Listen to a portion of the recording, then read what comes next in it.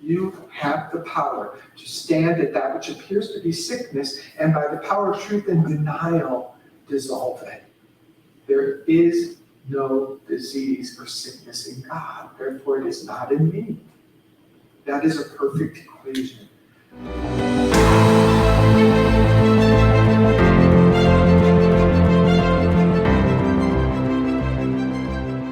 Now, this is my affirmation this whole series. Let the mind be in me that was also in Christ Jesus. You know what I found out this morning? That today is Mental Health Day. Today's Mental Health Day, and I thought, well, let the mind be in me that was in Christ Jesus. Let us, and I was like, oh my goodness, how blessed are we? Spiritual truth heals. It is the mind from which sickness comes. Everything in the physical world has in back of it some idea. It doesn't come from nowhere.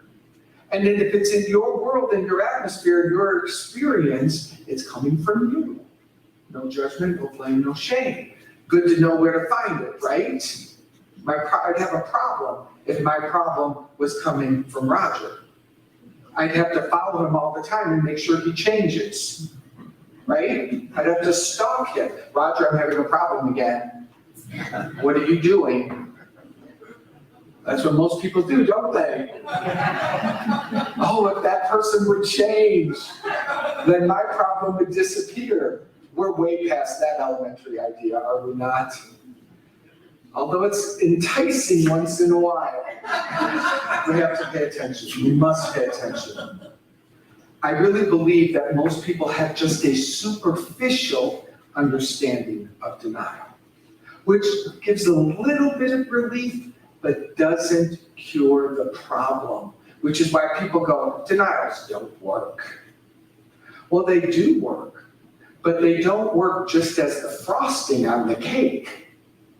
They don't work if you're just going to do an overlay. They can taste good in the moment, like frosting on the cake, but they don't lead us to God unless we truly understand their power and the 5 universal denials that must be accepted so we can truly experience God. And the first one that she offers us is, in my idea of good, there is no mixture of evil, therefore there is no evil. There is no evil. Well, couldn't we stop there and take a breath? We all nod and say yes, but my friends, we will all walk out there and talk about what is wrong. We are so seduced by the other party, the other team. There's such a great divide happening within humanity in so many variations. And we can find ourselves drawn into that. Literally, we look at the world, we're like, we must be crazy because we see killing and raping and pillaging and hoarding and all of the things that aren't of God. That's what we see. The invitation in spiritual practice, more and more and more, spiritual awakening, is to remove the focus of sight through the physical eye. Because when you look upon the world through your physical eye, get this, you are seeing the past. You are seeing what you believed yesterday. And in order to have a new thought and a higher idea today, you must look that which is appearing from yesterday in the face and challenge it. Speak the truth into it. And so the first universal denial is a big one because it says there is no evil. Now, let's not focus on the physical world. What this means is there is no evil in spirit. There is no darkness in light.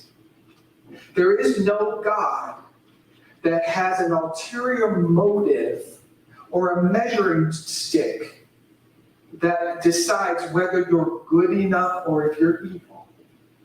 The thought system of 2 powers, good and evil, is so pervasive and ancient that to have it unearthed and removed within you would indeed be miraculous. And yet, that is what we must allow and welcome.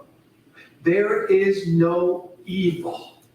Don't argue with the physical world at the embrace of this denial at its onset. Leave the physical world alone. Go within. There is no evil in God. There's a goodness that God is, and that's all that God is. And because that's true about God, that's true about me. There is no evil ultimately, right? Ultimately, that is what's true. Now, inside of that, anchoring ourselves inside of that and staying solid in the center of it, we can then look to the world, and the world now becomes the opportunity that is showing us where we still believe in it. Does that make sense? So I don't look to the world anymore to go, oh, that proves there's evil. I look to the world to go, oh, there's a spot where I still believe there is evil. Do you get the difference? It's everything. It's everything. Don't argue with reality, small r. Just keep embracing whatever is being shown me that appears to be evil is a gift. Because it is the invitation to do the first denial. There is no evil in God. There is no evil in me. Therefore, I do not see evil. That which is seen, it must be denied and dissolved. It's crazy to you. It's totally fine. I get it. But I promise you, when you are willing to more and more anchor yourself in the first denial, you will begin, literally, that which you see will begin to change. The appearance will be different. And you could get yourself to a point where you go, oh my God, that's beautiful. And someone's like, your house is burning down. Yeah, but look at the fire. This is magnificent. What is next for me? Isn't this amazing? Right? Why not? Tell me why not. It's happening anyway.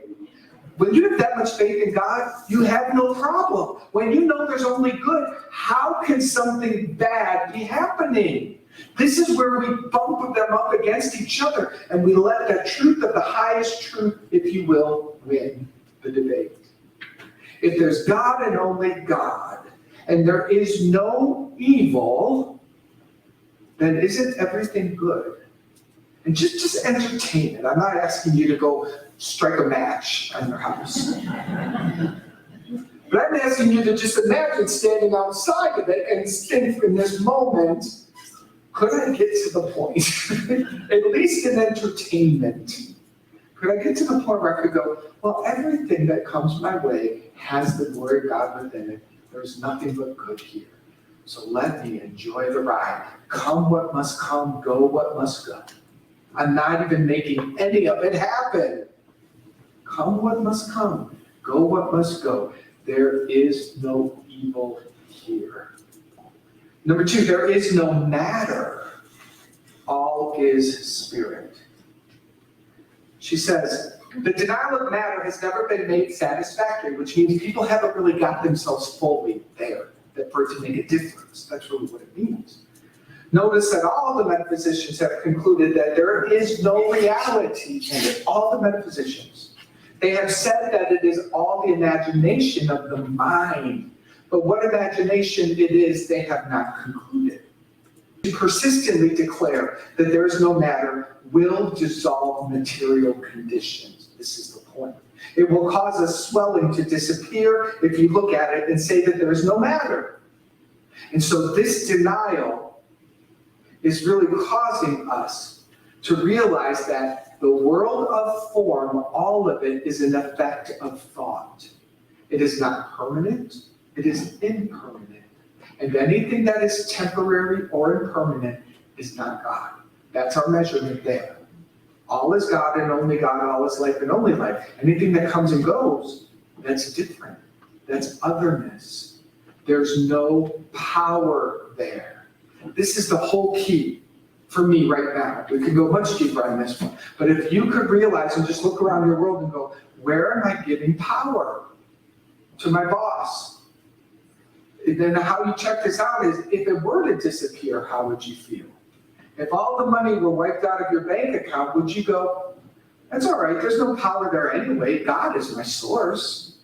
And God as my source will reveal itself as the next solution because I'm always sourced. I'm not wishing this upon any of you, especially before you tithe today. However, it's always a good measuring stick. I don't want anyone to lose the blessings of the world. I want you to not identify them as your security. Right? That's where we suffer. That's where we see people crumble. It's because when something goes, they're devastated. They're only devastated because of attachment. I told this before, and I love telling it. I tell it often. It's a Byron Katie story. She's an enlightened, awakened being on our planet today. And someone was very, very distraught working with her who had lost a leg in an accident. And she just was miserable. Life is horrible. This is so unfair. And told her whole story to Byron Katie, and smiling from the love that she just said, sweetheart, your only problem is you thought you were supposed to have 2 legs your whole life. That's your only problem.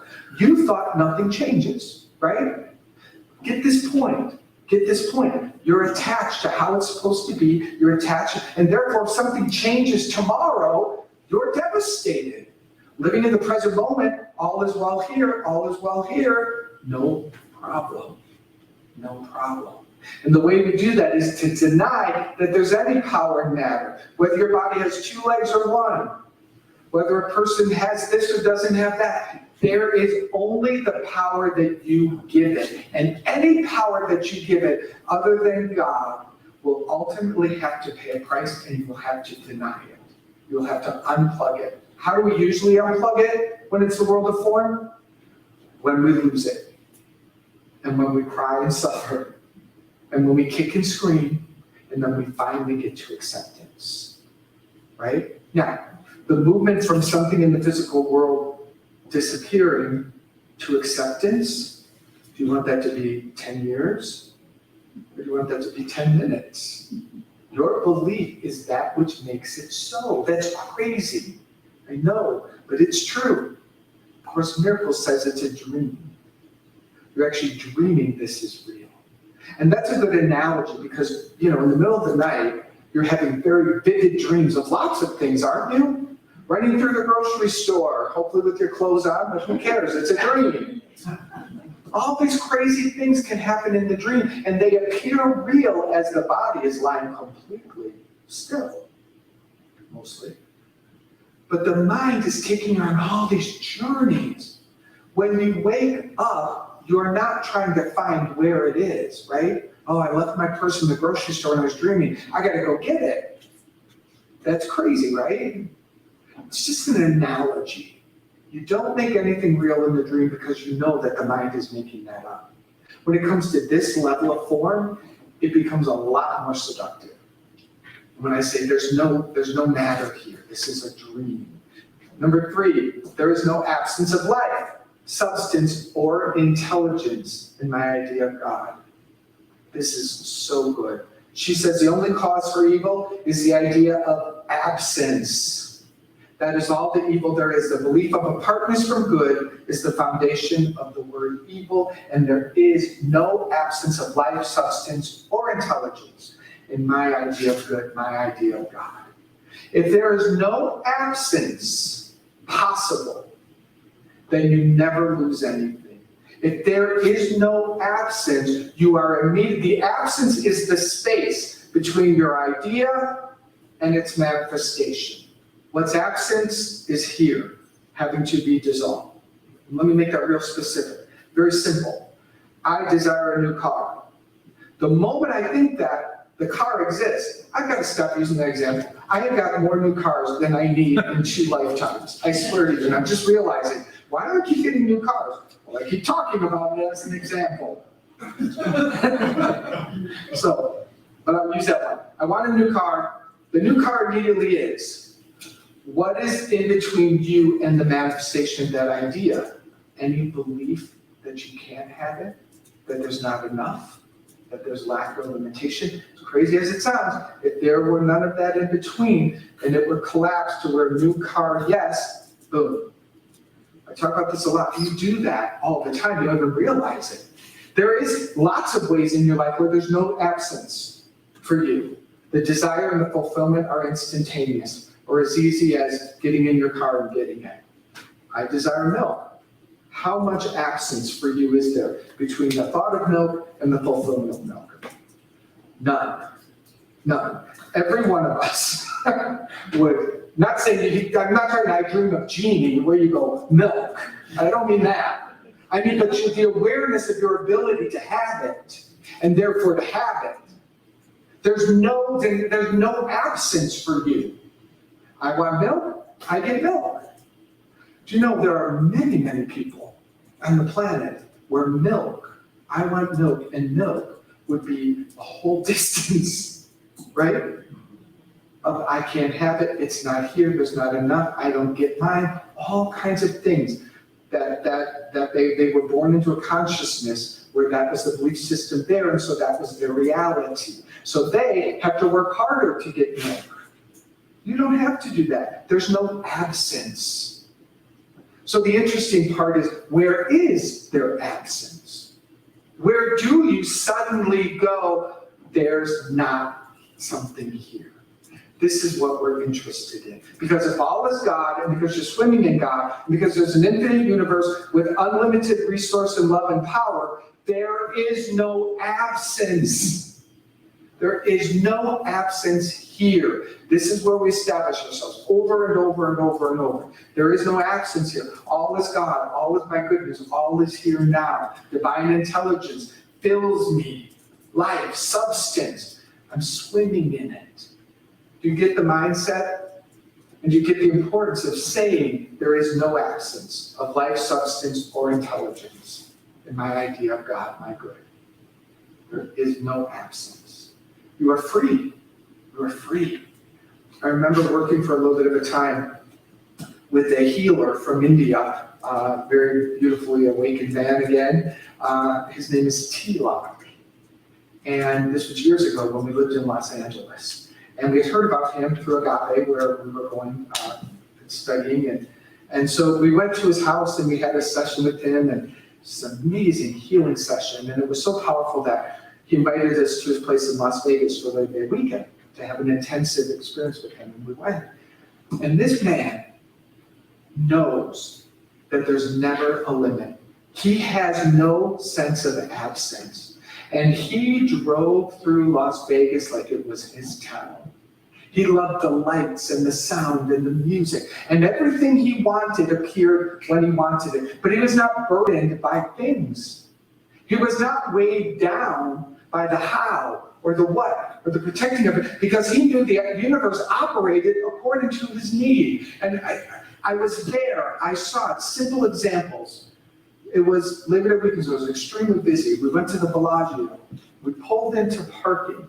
Let me tell you, there were 80 cars before us, 6 lanes of cars just parked, like no way for us to get to the parking attendant. We're here for hours just trying to park the car. A parking attendant runs all the way from up there, comes to our car, opens the door and says, "I'll take this for you." Tilak got out, we got out. I was like, what just happened? And of course the logical question, do you know that guy? No, I don't know who he is, but I'm one with him and I need my car parked. And so that is resolved. I mean, everywhere he went, he didn't pay for meals. He didn't do the normal things of this world because he just received and he was open. And it was always gifted joyously. I mean, I was there. So I've seen it with my own eyes, that the only thing between you and fulfillment is the belief in scarcity, the belief that there's something missing. And so this denial is the one that will heal that. Let's say it together. There is no absence of life, substance, or intelligence in my idea of good. A couple more to move through. The fourth one, take a breath. This is such a good, clear one, and it will set you free. There is nothing to hate. There's nothing to hate. Whew. Just take a breath. there's nothing to hate. Oh my goodness, how much God will you experience just by embracing this denial? To be cleansed of not only the word hate, but to be cleansed of the belief in back of it that draws the word forward within you at a certain time. And even for me, what I'm getting is, even the lazy use of the word that is very acceptable in culture, right? Oh, I hate broccoli, right? Oh, I hate that color. Like the little ways, I'm just aware, like the ways that we use that word trap us. And it's a little thing, but I really want us to connect the dots today. Anywhere you even entertain the word by habit, you're actually trapping yourself in a deeper problem. And I want us to be awake to that. Because if we're not, we're going to just keep unconsciously creating suffering. You know, why is this thing here? Well, because I'm still believing that there's something to hate. To scrub the word from your language, but more importantly, to allow the idea and the belief to be dissolved and denied in your mind. Oh my gosh, how powerful. You will be that crazy love ball that walks through the world just, oh, this is amazing, hugging strangers and just loving, and people will be judging each other, and you're like, I don't see what you're seeing. That's God, this is fun. There's so much freedom in our willingness to realize that there is nothing to hate. We could back that up to there is no thing, right? We could go all the way to it. But for today, I invite you to really please be with this idea. Watch, pay attention this week. What am I hating? What am I judging? And by the way, I'm talking about the lighter variations on the theme of hate. The judgment, the distaste, the dislike. Pay attention to all of it. See what's in there for you to deny. That's all. There's nothing to hate here. There's nothing to resist, is another way to say that, isn't it? There's nothing to resist here. And then the fifth one is the most powerful and important. Well, they're all important. I won't say it that way, but it is very powerful. There is no sin, sickness, or death. There is no sin. Sin is a mistake. There is no mistake.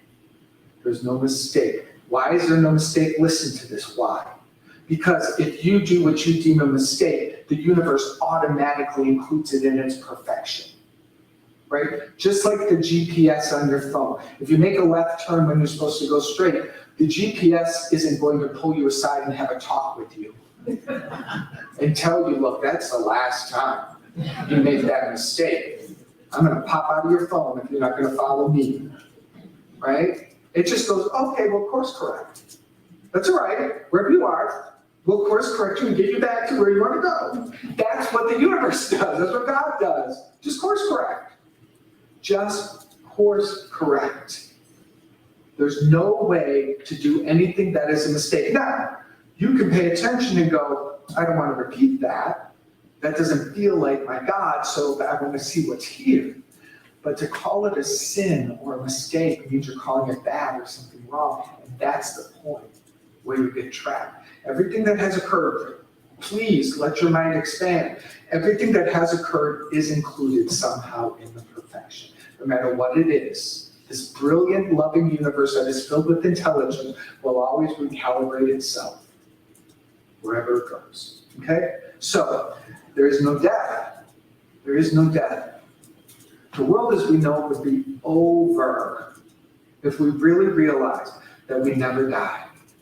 That we never die. We just take on spacesuits and lay them down. Take on some people call them meat suits.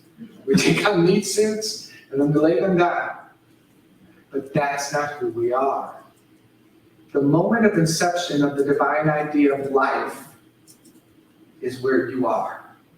That is you. The moment of inception, where God in its pure nature had an idea of perfection, hello, that's you.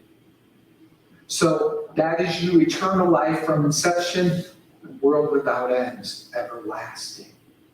We must allow ourselves to consider this and welcome this. That one is even easier than there is no sickness, especially if we've allowed sickness to get to the physical manifestation. It's much harder to deny it when it reaches this level of form. Does that make sense to you? But if we back it up, there is no sickness. The pure, brilliant denial or affirmation that came out of Myrtle Fillmore that caused this whole movement was, I am a child of God, therefore I cannot inherit disease. That is a denial of sickness that she embodied and proved and repeated and rang within her being at such a depth that the sickness that everyone told her would kill the body and take it dissolved. Dissolved. This isn't a unique gift given to one or two. You have the power to stand at that which appears to be sickness, and by the power of truth and denial, dissolve it. There is no disease or sickness in God, therefore it is not in me. That is a perfect equation.